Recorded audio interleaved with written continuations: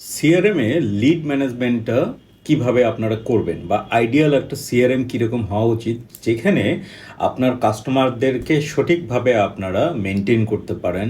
Number one, সেগুলি যখন convert হচ্ছে সেগুলি আপনারা সেলসে নিয়ে যেতে পারতেছেন বা রিয়েল কাস্টমারে কনভার্ট করতে পারতেছেন।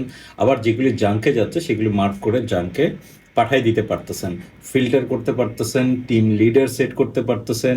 ওটার আন্ডারে যারা থাকছে তাদের একটা লিস্ট আপনারা তৈরি করে ফেলছেন এবং এমন একজন থাকছেন যিনি কিনা বেসিক্যালি লিডগুলো এন্ট্রি করে দিয়ে পারফেক্ট একজনকে অ্যাসাইন করে দিচ্ছে।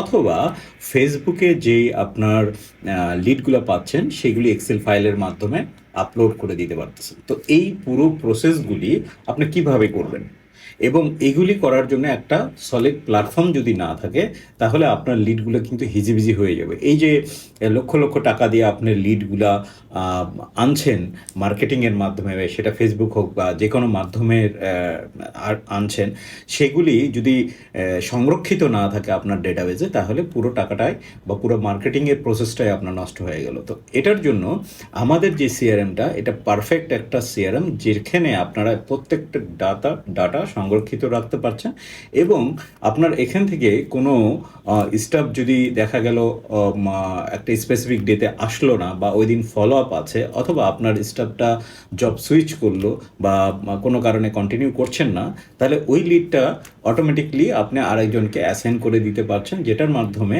আপনার কোনো কাস্টমারের ডাটা এখানে লুজ হচ্ছে না। প্যারালালি ওই কাস্টমারকে আপনি কবে ফলো আপ দিলেন, কবে মিটিং করলেন, ওনার যে অ্যাটাচমেন্ট, ওনার ভিজিটিং কার্ড, ওনার সাথে টার্মস অ্যান্ড কন্ডিশন কী ছিল, কী কী অফার দিয়েছেন, কবে কী করেছেন সেই জিনিসগুলো, এবং ওই লিডের ব্যাপারে কী কী টাস্ক আপনি স্টাফদেরকে দিয়েছিলেন এবং ওই টাস্কগুলো টাইমলি হয়েছে কিনা, এগুলো প্রত্যেকটা জিনিস পুঙ্খানুপুঙ্খভাবে আমাদের সিআরএমটাতে আপনি পাচ্ছেন। তো আশা করি আপনারা যদি ইন্টারেস্টেড হন এরকম একটা নির্ভুল একটা সিস্টেমের মাধ্যম দিয়ে আপনারা আপনার কোম্পানিকে অপারেট করবেন, তাহলে আমাদের সাথে যোগাযোগ করতে পারেন। আমাদের ফ্রি ডেমো আছে, আপনি যতক্ষণ খুশি আপনি চালিয়ে দেখে দেন আমাদের সাথে একটা বসে ফাইনালাইজ করতে পারেন। তাহলে আজকে এই পর্যন্তই। আল্লাহ হাফেজ।